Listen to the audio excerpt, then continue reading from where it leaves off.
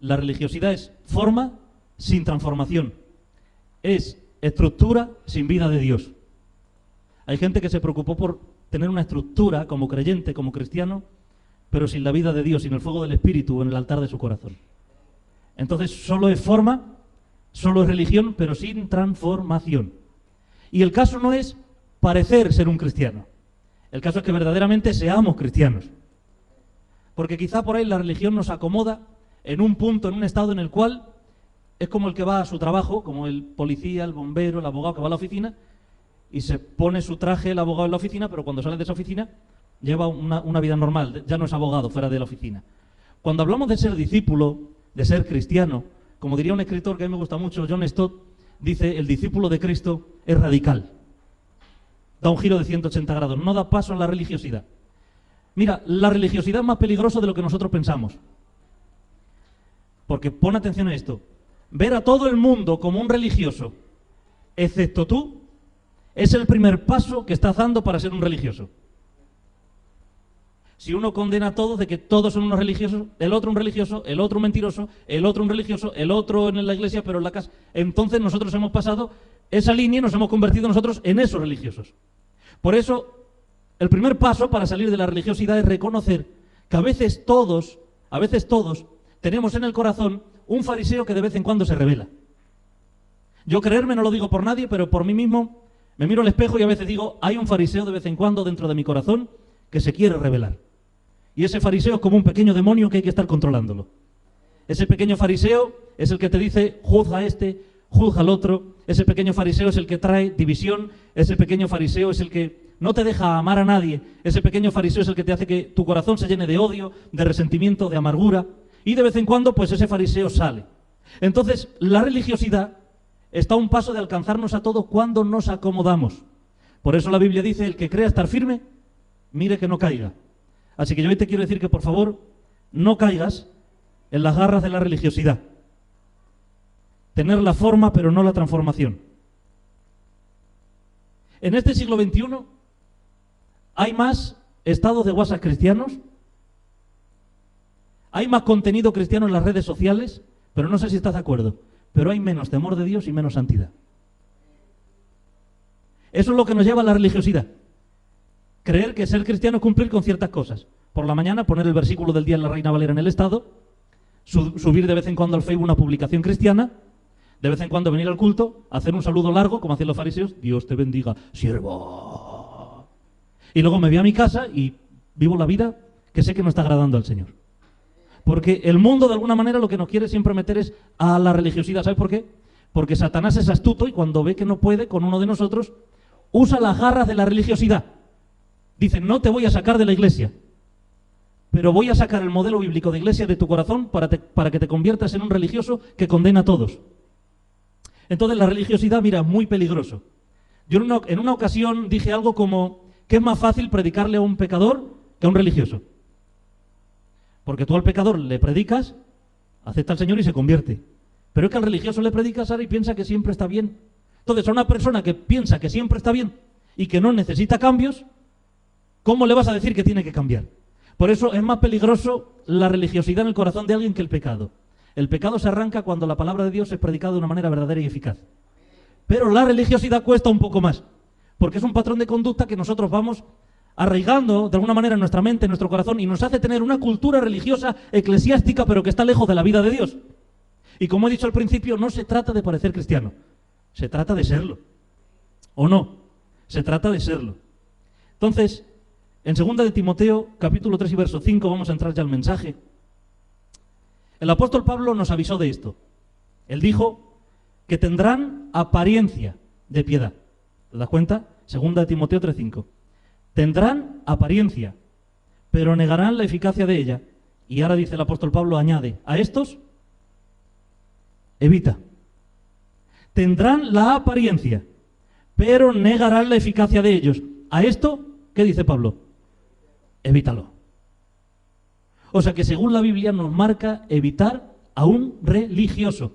Si tú te das cuenta, y no tendría tiempo en la vida de Jesús, en los evangelios, en Mateo, en Marcos, en Lucas y en Juan, te vas a encontrar a un Jesús recibiendo al publicano, recibiendo al pecador, perdonadme, recibiendo a la prostituta, pero evitando a ciertos fariseos. Ese es Jesús, el que no evita al pecador, el que come en las casas de los pecadores, el que les tiende la mano a la samaritana para que pueda recibirle, el que toca a los leprosos para que se sanen, el que entra en la casa de Simón y a una mujer que viene de mala vida y empieza a regar con lágrimas, dice, sus pies, la recibe y le dice que a esta la ama por cuanto le besó y le abrazó. Sin embargo, a Simón le dice, tú, fariseo, ni me has dado abrazo, ni me has dado beso. Es decir, que el Señor en su vida terrenal aquí en la tierra evitó a los religiosos, pero le extendió la mano al pecador. La gran pregunta es, ¿cuántos pecadores hay aquí? Yo creo que aquí fallamos todos y pecamos todos, pero cuando la religión se abre paso en nuestro corazón, hasta el propio Señor a veces dice que los tengo que evitar. Porque la religión está profundamente relacionada con el orgullo. Y el Señor mismo dijo, del orgullosos, al orgulloso yo lo miro ¿cómo? De lejos. Mas el humilde de espíritu, para este soy cercano. La religiosidad está conectada con el orgullo. El religioso piensa que nadie le puede corregir. El religioso piensa que no necesita cambiar. El religioso piensa que todo lo que dice tiene que ir a misa porque su palabra es inspirada igual que la de la Biblia. El religioso piensa que la manera de interpretar las cosas como él las interpreta es la manera correcta. Entonces, cuando se abre paso, esta religiosidad, esta actitud, este espíritu religioso en la vida de uno de los creyentes, estamos al borde de llevar una vida aparentemente cristiana, pero dejando de ser verdaderamente cristianos. Por eso es tan peligroso ser un religioso. Es decir, que la religiosidad, mira, es vivir las prácticas religiosas sin verdadera relación con Dios. ¿Qué es la religiosidad? Practicar las cosas de la religión sin tener una relación verdadera con Dios. Hay otro escritor que a mí me gusta leerlo mucho, que le preguntaron en una ocasión, oye, ¿cuál es tu religión? Mira qué buena pregunta. Si tú ahora vas por aquí por el camino de Coín y te preguntan, oye, ¿cuál es tu religión? ¿Qué religión tienes tú? ¿Sabes qué dijo este hombre? Dijo, mi religión es amar a Dios, al prójimo y no odiar a nadie. Todo lo que se salga de no amar a Dios, no amar al prójimo y odiar a todos, evidentemente tu teología, tu religión no te está sirviendo para nada, ni le va a servir a nadie. Por eso es muy certero decir que mi religión se basa en amar a Dios, amar al prójimo y no odiar a nadie. Para mí yo creo que esta es la verdadera religión. Luego Pablo habla de esto también. Es decir, que es vivir las prácticas religiosas sin verdadera relación. Uno, es ir a la iglesia sin vivir como iglesia. Esto lo estuvimos hablando el viernes. Iglesia, según el Nuevo Testamento, no es hecho por las manos de los hombres. Dice que el Espíritu de Dios y Dios no habita en templos hechos por las manos de los hombres, sino que ahora el Espíritu Santo habita dentro de ti porque tú ahora eres su templo. Cuando nos congregamos aquí, somos iglesia. Cuando vamos al Mercadona, somos iglesia. Cuando vamos al centro comercial, somos iglesia. Cuando estamos en el trabajo, somos iglesia. Porque si la iglesia es algo tan superficial como ir al domingo a un sitio a reunirnos, sería una visión pobre de lo que es ser iglesia. Nosotros somos iglesia desde el momento que nacimos de nuevo, recibimos al Espíritu Santo, sea donde estemos, somos iglesia. Pero no todo el mundo que va a la iglesia es iglesia. Esto hablan los teólogos de la iglesia visible y la iglesia invisible, que el otro día hablábamos. ¿La iglesia visible qué es? La iglesia visible es cuando acceden los hermanos, yo el primero por la puerta del local, los grandes eventos, los conciertos cristianos, todo eso es la iglesia que se ve. Pero dice la Biblia que el Señor conoce a los suyos. Es decir, que dentro de una iglesia visible hay una iglesia invisible que es la que el Señor conoce. Porque si tú pones a un religioso y a un verdadero creyente, por fuera son casi iguales. Porque el religioso se viste como un cristiano, tiene una Biblia que pesa 12 kilos como un cristiano, pone estados de WhatsApp como un cristiano, te dice Dios te bendiga como un cristiano. Por eso si tú pones la cizaña y el trigo, si no eres experto, yo como no entiendo mucho de agricultura, seguramente que digo eso es trigo y eso es cizaña. Y alguien que entiende me dice, no pastor, es al revés, eso es cizaña y eso es trigo. Porque el trigo y la cizaña se parecen, pero el Señor dijo dejar que crezca lo uno con lo otro y al final vamos a apartar la cizaña y el trigo. La cizaña será echada en el fuego y al trigo lo va a recoger el Señor. Una de las diferencias entre el trigo, que sería la iglesia invisible, y la cizaña, que es a lo mejor la iglesia visible, pero que en verdad no ha nacido de nuevo, es que hay una diferencia abismal y es que la cizaña no tiene peso. El trigo, al llevar fruto, al llevar grano, tiene peso. Quiere decir que si tú tiras al aire la cizaña, ¿sabes qué hace el viento? Se la lleva. Pero si tiras el trigo al aire, vuelve a caer al mismo lugar porque tiene el peso de que lleva fruto. Otra de las cosas es que la cizaña y el trigo son diferentes en esto. La cizaña siempre la vas a ver así en el campo. erguida. Al trigo lo vas a ver siempre inclinado a causa del peso del fruto. Porque el verdadero creyente que ha nacido de nuevo no levanta su cabeza pisoteando a nadie. Tiene su cabeza agachada delante y humillado delante del Señor, sabiendo que el que tiene pecho, el que tiene peso no tiene que sacar pecho delante de nadie, sino que el que tiene peso en el espíritu sabe que las recompensas vienen por vivir de acuerdo a la voluntad de Dios en el secreto y no fingiendo un cristianismo falso que no sirve para nada, solo para ser quemado, dice la Biblia, y echado en el fuego. ¿Entiende? Entonces, no es lo mismo iglesia visible que iglesia invisible. ¿Cuántos son iglesia invisible? Gloria a Dios. A lo mejor hay gente de la iglesia invisible que en la tierra no los conoce nadie, pero un día en el reino de los cielos van a pregonar su nombre cuando se abran los libros de la vida. Y otros quizás que hermanos eran que eran más que Matusalén, más años que Matusalén en la iglesia. Y a lo mejor luego pues no están en ese libro escrito.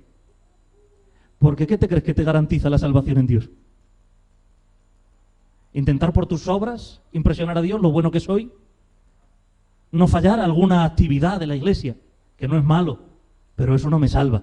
Lo que me salva es la gracia de Dios por la fe en Cristo Jesús. Y esto no es nuestro, pues es donde Dios, dice la Biblia, no para que nosotros nos gloriemos. Una vez lo dije, si el cielo se ganara por obras, una vez que fuéramos llevados al cielo, ¿sabe cuánto tardaríamos en convertir el cielo en un infierno? 2 minutos contados. ¿Sabe por qué? Porque yo diría, Josué, yo he ido al cielo porque he hecho esta obra. Y tú dirías, pastor, pero es que a mí San Pedro en la puerta me ha puesto un 8 y a ti, a mí me ha puesto un 7. Pero vendría José y me ha dicho, a mí me ha puesto un 8. Pero vendría el Miguel y diría, pero es que a mí me ha dicho que yo entro con un 10. Entonces nos estaríamos matando, muertos de envidia, con rencor, y el cielo, que es un lugar glorioso, los hombres, creyendo que por nuestras obras lo vamos a convertir en un infierno. Por eso dice el Señor, no, esto es por gracia mediante la fe, sabiendo que si algún día estáis allí, no es por ninguna obra que podéis hacer en la tierra, sino por la obra de Cristo Jesús en la cruz, que se entregó por amor a vosotros. Entonces cuando estemos allí no vamos a preguntar, ¿tú con cuánto has entrado? ¿Qué puntuación tienes tú? ¿Un 7, un 8? No. Entramos todo con la misma puntuación, con un 10. ¿Qué 10? El 10 que sacó Cristo en la cruz, que murió y resucitó para justificarnos, para que tengamos entrada al cielo a través de Él. Por eso es muy peligroso la religiosidad. La religiosidad, sin darte cuenta, te hace pensar de que tú tienes que hacer cosas para Dios, para ganarte el amor y el favor de Dios. El religioso se piensa que es especial para Dios. Mira al que tienes al lado y dile, no eres especial para Dios. ¿Tú has predicado alguna vez? El otro es más ungido, el otro hermano es más especial. Y todos, siempre tendemos a pensar de, yo sé que el Señor ama a todos, pero a mí un poco más. No lo has pensado nunca. Entonces no eres humano. ¿Tú alguna vez en mis oraciones secretas he dicho, Señor, yo sé que tú eres amor, pero yo sé que tú a mí me amas un poco más? El Señor nos ama de la misma manera. Entonces la religiosidad te hace sentir que eres especial. Te hace sentir que tienes el monopolio de la verdad. La religiosidad te hace sentir que tú tienes la interpretación correcta de las Escrituras. Te hace sentir la religiosidad que tú puedes juzgar a uno, juzgar a otro, que puedes pasear tu lengua como una serpiente echando veneno para todos los sitios. La religiosidad es como que no tiene límite, como que ellos mismos son la voz de Dios en la tierra. La voz de Dios en la tierra se llama palabra de Dios y Biblia. Esa es la voz de Dios en la tierra, ¿sí o no? Entonces, es ir a la iglesia sin vivir como iglesia. Eso es un rasgo del religioso. En Jeremías 7:8 encontré unos versículos que nos llaman a despertar la conciencia, pero a la misma vez a mí me produjo también tristeza en mi corazón. Dice el verso 8 de Jeremías 7, he aquí vosotros confiáis en palabras de mentira, que no aprovechan, hurtando, matando, adulterando, jurando en falso, e incensando a Baal y andando tras dioses extraños que no conocisteis. Dice el verso 10, vendréis y os pondréis delante de mí en esta casa, mira lo que dice el Señor, sobre la cual es invocado mi nombre, y diréis, librados somos, para seguir haciendo todas estas abominaciones. Le estaba diciendo el Señor, ¿pensáis que vais a decir mentiras? ¿Que vais a llevar una vida de cualquier manera? ¿Que os vais a ir detrás de los dioses paganos? ¿Y que luego vais a venir a la casa de Dios a decir, estoy en casa, salvado? ¿Has visto como cuando se juega al escondite dice uno, casa? ¿No lo has visto nunca? Nadie ha jugado al escondite. Uy, qué aburridos los malagueños. Nunca habéis dicho casa. Lo hemos dicho, ¿no? Casa. Bueno, cuando éramos niños es normal. Pero que haya ya adultos jugando a casa con el Evangelio. Llevo una vida ahí fuera como me da la gana. Vengo al culto, estoy en casa, salvado. Afuera miento, pero vengo a la casa, salvado. Afuera estafo, maldigo, critico, señalo, digo lo que me da la gana, no tengo temor de Dios, pero vengo a la casa y digo, casa, salvado. Que jugaras cuando eras niño al escondite está bien, pero jugando ya siendo adulto a casa con las cosas del Señor, por tanto yo digo que el hombre y la mujer íntegra es la que lleva la misma vida, estando en el culto, estando en la casa, estando en el trabajo y donde esté. Porque el que es trigo donde lo pongas, y es un hombre de Dios donde lo pongas. Ese es el verdadero cristiano, ¿sí o no? ¿Ha visto el Señor como le decía? ¿Pensáis vosotros que estáis jugando conmigo? Diciendo casa. Dice el verso 12, andad ahora a mi lugar en Silo, donde hice morar mi nombre al principio, y ved lo que le hice por la maldad de mi pueblo Israel. Ahora, pues por cuanto vosotros habéis hecho todas estas obras, dice Jehová, y aunque os hablé desde temprano y sin cesar, oye, que el Señor les habló, y no oísteis, y os llamé, y no respondisteis, haré también a esta casa sobre la cual es invocado mi nombre, en la que vosotros confiáis, y a este lugar que di a vosotros y a vuestros padres, como hice a Silo. Y dice la Biblia en el verso 15, os echaré de mi presencia, como eché a todos vuestros hermanos, a toda la generación de Efraín. Tú pues, dice, no ores por este pueblo, Jeremías, ni levantes por ellos clamor, ni oración, ni me ruegues, porque no te oiré. Cuando uno lee esto, se da cuenta que Dios no es un osito de peluche. Cuando tú lees estos textos de la Biblia, te das cuenta que Dios no es como un hippie que dice, paz y amor, tío. Pero que es, que no hay quien la aguante ahí fuera, que hace de lo peor, que no puede. No pasa nada, paz y amor, Dios es amor. ¿Cómo casas estos textos ahora? Con un Dios de amor. ¿Cómo lo casas ahora? Si dice el Señor, este pueblo hace mentiras, abominaciones, estafas, se va detrás de los vales, y luego vienen a la iglesia, casa, salvado, porque he pasado el umbral de la puerta. Dice Dios, y un pimiento. Es la verdad. ¿Qué pensáis? ¿Que podéis llevar la vida que queréis ahí fuera y pasáis el umbral de la puerta de este templo de 100 metros, dice el Señor, y luego decís, casa, estoy salvado porque he venido al templo? Dice el Señor, pues que sepáis que voy a hacer como a los de Silo, os voy a echar de mi presencia. Nota que no dijo el Señor, os voy a echar de mi templo. Os voy a echar de mi presencia. Hay gente que al Señor le echa de su presencia, pero le deja venir al templo. Viene al templo, pero el Señor la echa de su presencia. Por eso vienen al templo, pero no sienten a Dios, no se gozan de su salvación, no son buenos creyentes, llevan una vida fría en el espíritu. La religiosidad se ha apoderado de su corazón. ¿Por qué? Porque Dios no lo ha echado del templo, pero lo ha echado de su presencia. ¿Sabes qué? ¿Qué es más terrible? Que Dios te eche de su presencia a que te eche Dios del templo. Por eso Moisés dijo, mira, Señor, la tierra prometida está muy bien, fluye leche y miel, pero tú no me eches de tu presencia, Señor. Si tu presencia no viene conmigo, yo no me muevo de aquí ni me voy a la tierra que fluye leche y miel. Prefiero este desierto árido y seco con tu presencia que en la tierra prometida. ¿Sabes qué dijo Caín? Dijo Caín, grande es mi castigo, me echas hoy de tu presencia, porque yo creo que el castigo más grande para un hombre o una mujer no es que le echen del templo. Lo más terrible que te puede pasar es que Dios te eche de su presencia. Es que te pase como a Sansón, que dice la Biblia que le dijo Dalila, los filisteos vienen contra ti, Sansón, y dijo Sansón, no pasa nada, yo saldré como las otras veces. Dice la Biblia, no sabía Sansón que el Espíritu de Dios se había apartado de él. Qué triste que pierdas el favor de Dios y el respaldo de Dios y quieras seguir viviendo la vida cristiana solo con forma sin transformación, con religión sin vida de Dios, como un Sansón que te has quedado sin respaldo, creyendo que tus músculos te van a salvar porque son los músculos de estar muchos años en el culto. No tiene que ver con años de culto, tiene que ver con un encuentro verdadero que te posicione en el reino de Dios. Entonces, claro, cuando vemos esto, digo, el Señor no quiere una vida religiosa, aparente, con disfraces. No quiere el Señor simulacros. ¿Sabes por qué? Pon atención. Porque Dios no busca de ti tu teatro. Dios busca de ti tu adoración. Dijo el Señor, es ahora cuando el Padre busca verdaderos adoradores. No dijo adoradores que hagan un buen teatro, ni adoradores que parezcan actores de Hollywood. Dijo, no, los que adoren en espíritu y en verdad. Pastor, entonces, ¿dónde quieres llegar con esto? ¿Me quieres pegar un palizón con el látigo? No. Quiero despertar la conciencia para que llevemos una vida íntegra que honre a Dios. Por eso estamos predicando este mensaje, sino que Dios me libre de dañar a alguien, por favor. Segundo síntoma, leen la Biblia. Es otro síntoma de la religiosidad. Leen la Biblia pero no la practican. ¿Sabes que más que los fariseos no sabía nadie en aquel tiempo? Mira si sabían los fariseos de Biblia que Cristo dijo, hacer lo que ellos dicen, pero no hagáis lo que ellos hacen. Porque entre lo que dicen y lo que hacen hay un abismo.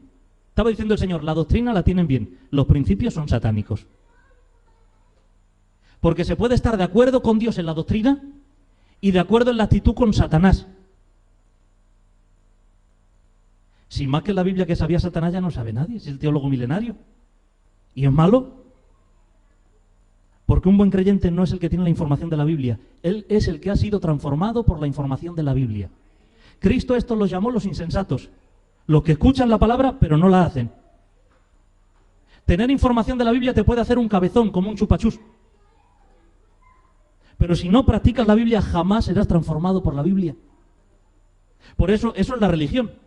Como los fariseos sabían de doctrina, ensanchaban las filasterias en el templo, hacían oraciones largas en las esquinas de la sinagoga, saqueaban las casas de las viudas, y había cosas tremendas. ¿Sabes qué decían los fariseos? Decían, dice el Señor, dice, escuchasteis en la ley, honra a tu padre y a tu madre. Mira lo que dijo el Señor. Mas vosotros decís, es corbán. ¿Y qué es corbán?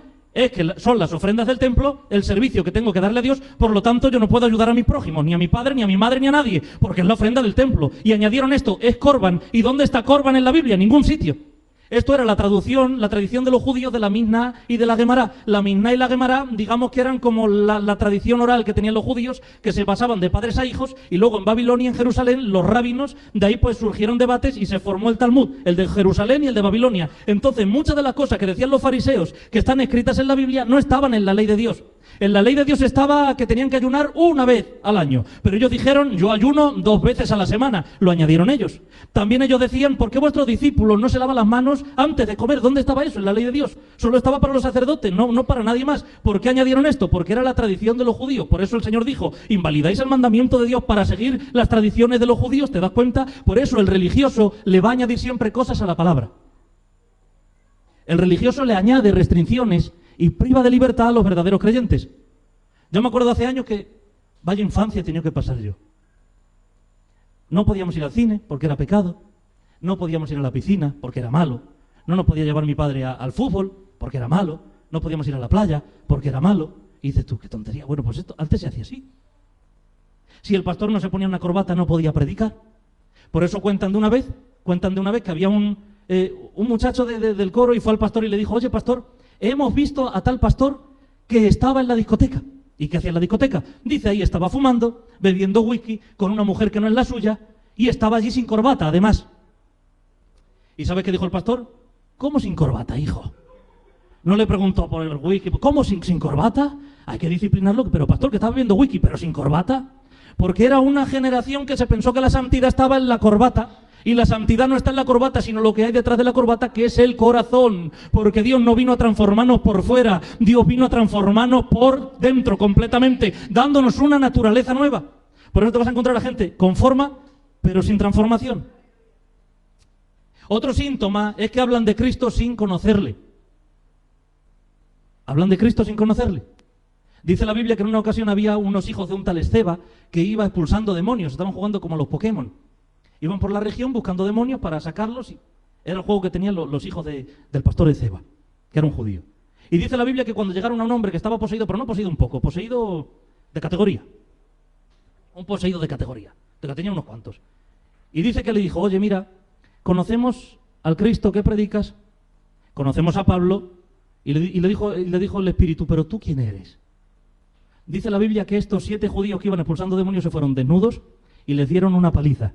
¿Sabes por qué? Porque tenían la forma, pero no tenían la vida de Dios. Por eso los espíritus no se sometían a él, porque no le veían, no le reconocían, porque cuando uno tiene el Espíritu de Dios, hasta los demonios te reconocen. Hay pastores, eso no es bíblico, ¿cómo que no? Dice la Biblia que pasó Cristo a la sinagoga y allí había un hombre que no sé cuántos años estaba el hombre en la sinagoga, pero dice la Biblia que cuando vio a Cristo entrar, dice que salió, que estaba poseído y le dijo, ¿qué tienes contra nosotros, hijo del Dios Altísimo?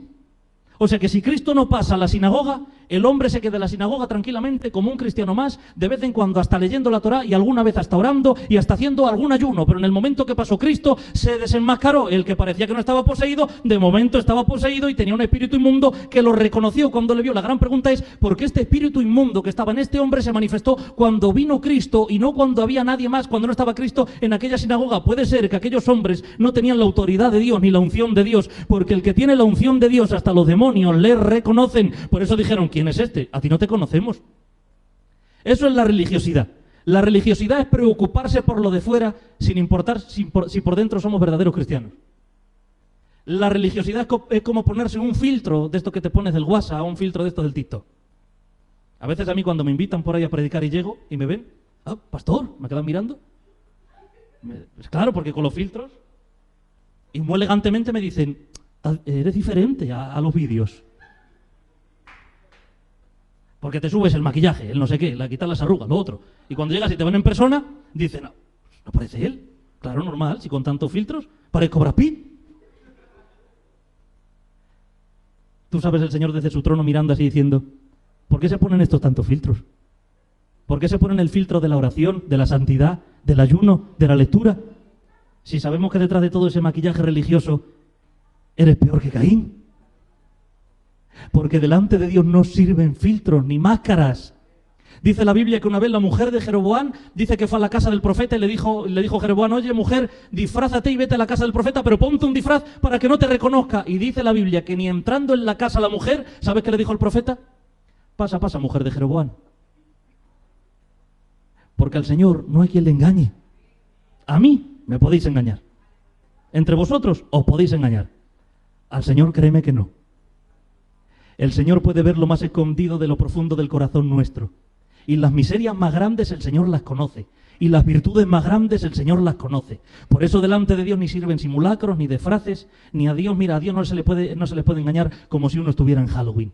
Porque delante de Dios todo queda desnudo, pues la Biblia dice que en su libro tiene escritas todas las cosas acerca de mí y se han cumplido todas ellas sin que falte cosa alguna. Es decir, que no hay ninguna manera en la que tú puedas burlar a Dios. Por eso dice el apóstol Pablo a los Gálatas, señores, no erréis. Dios no puede ser burlado. No dice el pastor, no, el pastor sí lo podéis burlar. Y al jefe lo podéis burlar. Y al tío lo podéis burlar. Y al amigo lo podéis burlar. Y a la mujer la podéis burlar. Y al marido también. Pero ¿quién puede burlar a Dios? Y dice el libro de Apocalipsis que sus ojos son como una llama de fuego. ¿Y qué quiere decir los ojos como llama de fuego? Quiere decir que cuando Dios te ve es una llama de fuego que puede penetrar hasta lo más profundo de tu corazón. Y no hay pensamiento, por más escondido que tú quieras tener, que no sea un escándalo público en los cielos. Porque al Dios que tú sirves es un Dios omnisciente, que lo sabe todo. Él sabe tus pensamientos antes que lo pienses.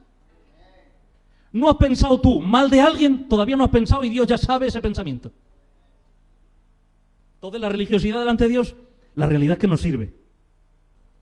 Otro síntoma de la religión, muy rápido, es actividad sin relación. ¿Tú te acuerdas cuando entró Cristo a la casa de Marta y María?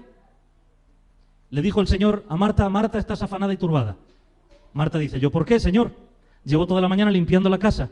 He recogido la casa, he puesto un mantel, he preparado la comida, porque tú vienes, estoy trabajando para ti. Dice, estás afanada y turbada, Marta, tu hermana María ha tomado la mejor parte. Y yo durante años decía, ¿por qué le dice a María que ha tomado la mejor parte si Marta es la que ha estado trabajando para el Señor? No lo entendía, hasta que entonces comprendí que era más importante tener una actitud como María y estar con el Señor a tener una actitud como Marta y trabajar para Él. Porque hay gente que puede trabajar en un activismo religioso para Dios, sin embargo no es una María que se sienta a sus pies. Por eso dijo, María ha tomado la mejor parte. ¿Sabes por qué? Porque servirle está muy bien, pero es mejor estar con Él. Ahora, una cosa te voy a decir, le puedes servir sin conocerle, pero te vas a cansar, pero el que le conoce, le sirve y nunca se va a cansar de servirle. Por eso es más importante estar con Dios que hacer cosas incluso para Dios. La religión a veces es un torbellino evangélico donde te metes y pierdes de vista a Dios y haces todo lo que tiene que ver con Dios. Yo he visto en lugares donde actividades de todo tipo. Actividades de hoy campaña de no sé qué, mañana culto de milagros, mañana culto de no sé cuántas, mañana el pastor se disfraza de Spiderman, mañana los jóvenes va a hacer una obra de teatro, mañana fulano va a hacer esto otro. Es actividad sin relación. Y la religiosidad se rompe justamente con lo segundo, teniendo relación. Si no, nos vamos a convertir en religiosos fríos. Apocalipsis 3.1 dice la Biblia, el que tiene los 7 espíritus de Dios y las 7 estrellas dice esto, yo conozco tus obras. Y esto es terrible, que tienes nombre de que vives, pero estás muerto. ¿No sería mejor al revés? ¿No tener ninguna clase de nombre pero estar vivo? ¿Por qué siempre criticamos al pródigo tanto? Pastor, porque se fue, malgastó, la herencia, la tiró por tierra. ¿Tú sabes el nombre del pródigo? Te pregunto. La Biblia no registra su nombre, pero siempre le vamos a conocer como el hijo. O sea que la Biblia me enseña que no tenía ningún nombre, pero era hijo. ¿No es más importante ser hijo que tener nombre? Hay gente que está construyendo un nombre, pero está muerto. Quizás mejor no tener tanto nombre, pero estar vivo para el Señor. La religión te hace que tengas un nombre. La religión te hace parecer un religioso, un cristiano, un creyente, pero por dentro estás muerto. Un religioso, y por favor que nadie se ofenda porque aquí no hay religiosos, un religioso es un muerto con maquillaje. Eso es un religioso, un muerto con maquillaje. Parece que está, pero no está. Le han puesto maquillaje para que tenga buen aspecto, pero está muerto. Entonces el mensaje que necesitamos predicar es para despertar las conciencias de los que están dormidos y para que los muertos resuciten.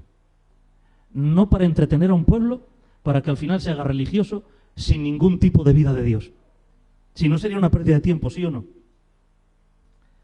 Le voy a pedir a Edgar que me acompañe. Mateo 23, 27, voy deprisa a dejar los textos. Vamos a dejar los textos deprisa. Dijo el Señor: ay de vosotros, escribas y fariseos, ¿y cómo dice el Señor? Hipócritas, mira cómo dice el Señor. El Señor no se casaba con nadie, ¿eh? El Señor no ponía suavidad a sus palabras, no decía que no se vayan a ofender. Decía, fariseos, hipócritas, mira, lo decía. Porque sois semejantes a sepulcros blanqueados, que por fuera la verdad se muestran como hermosos. Di conmigo, hermosos. ¿Sabes lo que es un religioso? Un hermoso. A mí a veces me ha pasado y me ha engañado, ¿eh? Iba a decir una palabra, pero me ha engañado el buena persona. Me ha engañado Ana. ¿Sabes por qué? Porque he dicho, qué hermoso. Es hermoso para el coro. Este tiene ministerio, es hermoso. Qué hermoso este hermano para ser diácono. Qué hermoso, qué hermoso. Y cuando leí esto que dice la Biblia, estos por fuera se muestran hermosos. Por eso mira al que tienes al lado y dile, ten cuidado con los hermosos. Y voy a decir una frase que vais a disfrutar. Mira al que tiene al lado y dile, es mejor ser un feo espiritual que un guapo carnal. Es mejor ser un espiritual. Dice, estos por fuera son sepulcros blanqueados. ¿Sabes lo que hacían los fariseos con los sepulcros de los profetas? En el tiempo de Pascua, cuando venían visitantes a la tierra de Jerusalén y peregrinos, ¿sabes qué hacían ellos? Cogían un limón y se pegaban toda la mañana echándole el sepulcro por fuera. Venga, vamos a echarle limón, limón, limón, y de esa manera se quedaban blancos los sepulcros. Y cuando venían los visitantes y veían los sepulcros de los profetas, decían, oh, qué sepulcro más blanco. Con esa connotación lo dice Cristo. Estos a la verdad son como los sepulcros que le dan con limón por fuera para parecer blancos por fuera, pero que por dentro están muy negros. Sin embargo, el Señor dijo, estos se presentan hermosos por fuera. Se muestran hermosos, mas por dentro están llenos de huesos de muertos y de toda inmundicia. Dice el verso 28, así también vosotros por fuera, a la verdad os mostráis justos a los hombres, pero por dentro estáis llenos de hipocresía y de iniquidad. El mensaje del Señor contra los fariseos era directo, contra los religiosos era directo. Lo ve con los pecadores, que el Señor mostraba una misericordia, les hablaba diferente, les predicaba de una manera diferente, pero al fariseo le decía, no, al fariseo le tengo que tirar al cuello para que cambie, porque la religiosidad se ha apoderado de su corazón. Mateo 23, 4. Este es terrible, que tengo más texto, pero vamos deprisa. Mateo 23, 4 dice, porque atan cargas pesadas y difíciles de llevar y las ponen sobre los hombros de los hombres, pero ellos, ¿qué dice? Ni con un dedo. Ya vas viendo cómo es un religioso. Atan cargas pesadas, pero ellos ni con un dedo. Estos son los que examinan el campo y la vida de todos, pero no se examinan a sí mismos. Ponen la vara muy alta para todos, menos para ellos.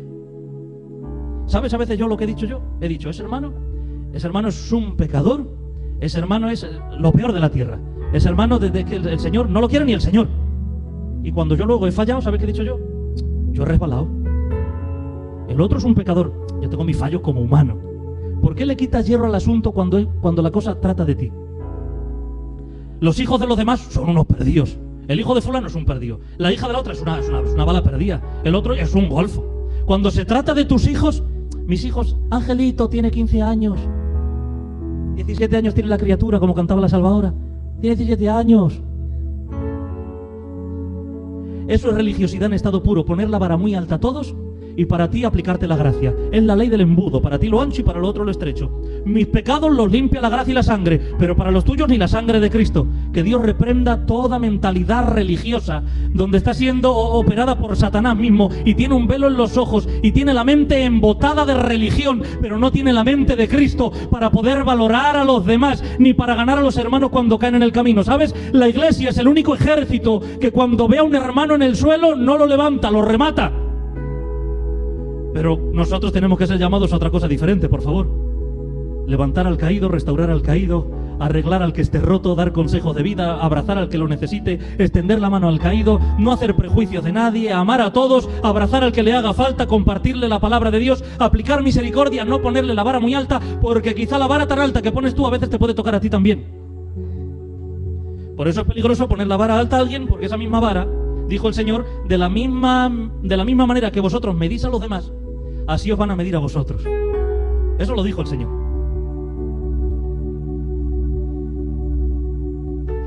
Tengo más texto, pero vamos a saltar a Juan 17:3 y vamos a cerrar porque creo que es suficiente. Juan 17:3. ¿Cómo salimos entonces de la religiosidad? Porque si traemos el diagnóstico de la enfermedad, pero no es la solución, yo solo como predicador sería un señalador de problemas. Y a mí el Señor me levantó a predicar la palabra no para señalar problemas, sino para hacer diagnósticos y aplicar la solución.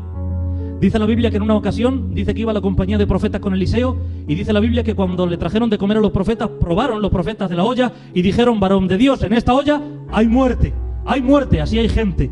Solo sabe señalar la muerte de la olla. En la iglesia hay muerte, en la casa muerte, el otro muerte. Pero dice la Biblia que vino Eliseo, aplicó un poco de harina, dice, y arregló la olla. ¿Sabe por qué? Porque no podemos ser como la compañía de profetas que señala la muerte en la olla. Tenemos que levantarnos como los Eliseos, que tengan harina de la palabra para arreglar la olla. Porque si yo señalo el problema de la olla, pero no tengo harina, ¿para qué sacar tantos problemas y luego no traer la solución? Pero hay una solución para la religiosidad. ¿Te pone contento? La solución es esta. Y esta es la vida eterna. Que te conozcan a ti. Un religioso no conoce al Señor. Un religioso conoce el culto. Puede conocer la Biblia. Conoce cómo funcionan las ofrendas. Un religioso es como un Nicodemo, que sabe todo lo que tiene que ver con la ley de Dios. No sabe nada del Dios de la ley. Nicodemo sabía todos los rituales del culto, nada del Dios del culto. Lo principal era nacer de nuevo. De esto no tenía ni idea. Por eso Cristo le tuvo que decir: Nicodemo, eres religioso y sabes todo lo que tiene que ver conmigo, pero no sabes nada de mí. Llevas muchos años en la sinagoga de los judíos, pero no llevas ni un minuto en el reino de Dios. Si no naces de nuevo, si no naces del agua y del Espíritu, no puedes entrar ni ver el reino de Dios. La solución para vencer la religiosidad es esta: que te conozcan a ti, el único. Ese es el antídoto para salir de la religión, conocer a Dios. En el Salmo 51:10 dijo David: crea, oh Dios, un corazón limpio y renueva un espíritu recto dentro de mí. En Apocalipsis 2:5 dice: recuerda por tanto de dónde has caído, y dice: y arrepiéntete. Hay una manera de salir de la religión. Juan 17. Conocer al Señor, rogar al Señor: crea en mí, Señor, un corazón no lleno de religión, un corazón lleno del Espíritu Santo. Y como le dijo a la Biblia, como lo dijo a la iglesia de Éfeso, por tanto recuerda de dónde has caído y arrepiéntete. Hay una manera de salir de la religión, de romper con los simulacros, de romper con los disfraces de cristiano, de romper con los disfraces de religioso. Mira, déjame cerrar con esta historia. Dice la Biblia que en una ocasión una madre tuvo dos hijos, uno llamado Esaú y otro Jacob. Eran mellizos, pero diferentes en actitud. Esaú era más del campo, Jacob más de la casa. Cuando eran grandes, dice la Biblia que Esaú, un día teniendo hambre y él no había hecho nada de comer, vino Jacob y él se había hecho de comer unas lentejas. Entró Esaú y le dijo: oye, te ruego que me des de comer de esas lentejas. Jacob, que sabía mucho, que era un negociante, le dijo: no te las puedo dar, pero hacemos algo, te la cambio. Tú me das la primogenitura y yo te doy las lentejas. Esto pareció bien Esaú. El caso es que se apoderó de la primogenitura, pero años más tarde dice la Biblia que entrando en la casa de Isaac, que Isaac estaba más ciego que Bartimeo, dice la Biblia que la madre le dijo a Jacob: oye Jacob, mira, tu padre ha dicho que va a bendecir al primogénito, ¿por qué no te disfrazas de Esaú y te vas delante de tu padre? Vale, madre. Dice la Biblia que él tomó las ropas como si fuera Esaú, se puso un poco de pelo de animal como Esaú, porque Esaú, dice la Biblia, que era velludo y él lampiño, y cuando entró en la casa, cuando entró donde su padre Isaac, le preguntó Isaac y le dijo: hijo, te ruego que me digas quién eres tú. ¿Y sabes qué dijo Jacob? Dijo, yo soy Esaú, padre, eres Esaú, ven, que te vamos a bendecir. Dice, es raro, hijo, dice, porque toco tus manos, dice, y tus manos son como las de Esaú, y hueles al campo como Esaú, pero tu voz, dice, tu voz es como la de Jacob. ¿Sabes por qué? Porque se puede disfrazar lo de fuera, pero no se puede disfrazar lo de dentro. Por eso dijo Isaac, qué raro, no me parece él, pero lo voy a bendecir, porque huele como Esaú y se viste como Esaú. Lo bendijo y le dio la bendición de primogénito. Pero dice la Biblia que pasando 20 años, dice, se levantó Jacob aquella noche. Cuando se levantó Jacob después de 20 años aquella noche, no podía dormir. Y dice la Biblia que quedándose solo, dice, pasó el valle, dice, y se quedó en Peniel toda la noche, diciéndole al ángel de Jehová, te ruego que me bendigas. Si no me bendices, no te voy a dejar. ¿Y sabes qué le dijo el Señor? Le dijo, te ruego que me digas, ¿cómo te llamas? ¿Cómo es el Señor? ¿Cómo te llamas? ¿Sabes qué dijo Jacob? Dijo, soy Jacob, Señor. ¿Por qué crees que le estaba preguntando el Señor por su nombre? ¿Acaso no lo sabía? Pero le estaba diciendo, Jacob, sé que hace 20 años atrás tu padre, que estaba ciego como Bartimeo, entraste en la casa y le mentiste con un disfraz de Esaú, diciendo, yo soy Esaú, cuando en realidad era Jacob. Yo te hago la misma pregunta después de 20 años, dime tu nombre. Y ahora Jacob se queda mirando y dice, ¿cómo le voy a decir a este que yo soy Esaú? Si a mi padre Isaac le pude engañar, pero a este que está en el trono, ¿quién le puede engañar? Desde aquel momento, dice la Biblia, su nombre fue transformado de Jacob a Israel. ¿Sabes cuándo fue transformado Jacob? Fue en el momento que dijo, no, yo ya no quiero más religiosidad, Señor, ni quiero más mentiras, ni quiero más disfraces, ni más simulacros. Dice, yo soy Jacob. ¿Sabes qué significa Jacob? Significa el mentiroso, el suplantador. Podemos decir en esta noche, significa el religioso. Pero en el momento que él dispuso su corazón a decirle a Dios, Señor, delante de ti no puedo decir que soy Esaú. Yo soy el Jacob tramposo, soy el Jacob mentiroso, soy el Jacob estafador. Le dijo el Señor, por cuanto me has dicho ahora tu nombre, ya no se dirá más tu nombre Jacob, sino Israel. Israel significa el que vence a Dios y a los hombres. Y dices tú, ¿cómo pudo ser transformado así? En el momento que reconoció su pecado. La gran pregunta es, ¿cuántos van a reconocer que a veces la religiosidad se abre paso en medio de nuestro corazón? Yo el primero. El que crea estar firme, dice la Biblia, que mire que no caiga. Ponte en pie donde estás. Entonces, ¿cómo salgo de la religiosidad, pastor? Confesando. Señor, quiero una relación viva contigo. No me vale tener la forma, quiero